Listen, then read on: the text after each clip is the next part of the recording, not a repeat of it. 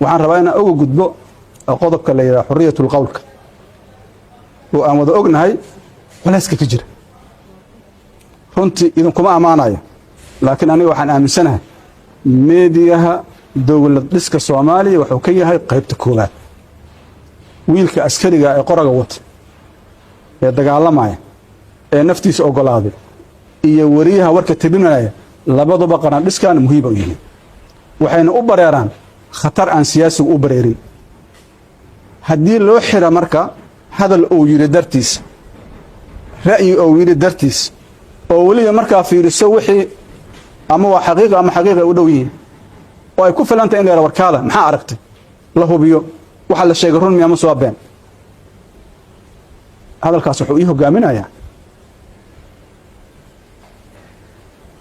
arrinta jaadka dalkan weligiis waa soo geli jira laakiin tuhmada taallamaanta waxay tahay madax qaybka ajaad inuu dalka soo galo wiiluhu intuu sheegay waa intaas ani waxaan aaminsanahay arrintaas arrin muhiim ah arrin wariyaha ku egmahay annagoo dhan qabna warka uu sheegay annagoo noo sheegay Soomaalida inteeda badan qabta jaadku waxa u baahan yahay istaraatiijiyo lagu diriro u baahan akhlaaqdeena baabiyay $1 aan ku gadanaa anagoo baahan ilmahoodna baahan aan $1 ku gadanaa marka yani maxay ahaato la darogoobana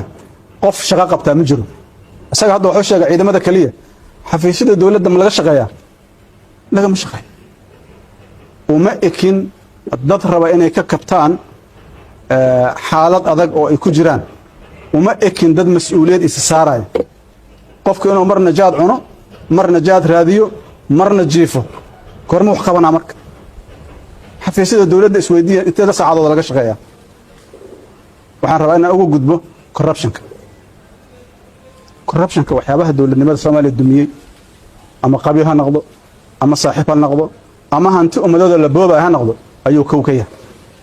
in maanta la yiraahdo waa markay ugu xumeed oo hantidii qaranka la iska boobo oo aan xataa dariiq loo marin oo dhulkii la iska xaraashto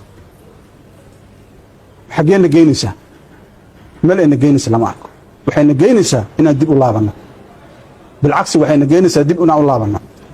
dawladnimadu waa kalsooni madaxda iyo shacabka maxaa u dhaxeeya kalsooni madaxdu waa inay martaa dariiq nadiif oo aan wasakh lahayn haday dariiq mugdiga marto oo dadka shaki galo dawladnimada dhaawac weyn ku yimid marka maanta qof inta baxa xafiis dawladda shaqo ka soo helay ma jiro been miyan ka sheega waa in ama qofku ka xeeya waa in qofku qof saaxiib leeyahay shaqo ma soo helays طيب dadka shaqada la geeyay capacity ma u leeyihiin boqolkiiba 95 capacity uma laha okay haddana maxay qabtaan kama shaqeeyaan wixii loo baahnaa wax kale ka wada shaqeeya marka dawlad ayada dhan ka shaqeynaysa danaheeda khaaska oo danti ummadda ee loo wakiishaan ka shaqeyn inteena geey kartaa waa garan kartaa meesha ay geey karto arrinta ugu dambaysa waa tii aan ku bilaabay waa qabyaaladda arrinta qabyaaladda dalka horena u soo dumisay haddana dawladna uguma dhismayso marka madaxda dawladda inay ka waantoobaan qabyaaladda annaga waxaan rabnaa ummad Soomaaliyeed oo midaysan aragti waa lagu kala duwanaanaa tartana jira waa lagu kala duwanaanaa laakiin inaan ognahay inaan ummad midanahay wax naga wada dhaxeeyaan waxaan noo dhaxeeyaan aan xalliso karno intaas loo baahan yahay aad iyo aad u mahadsantiin. Wassalaamu calaykum waraxmatullaahi wabarakaatuh.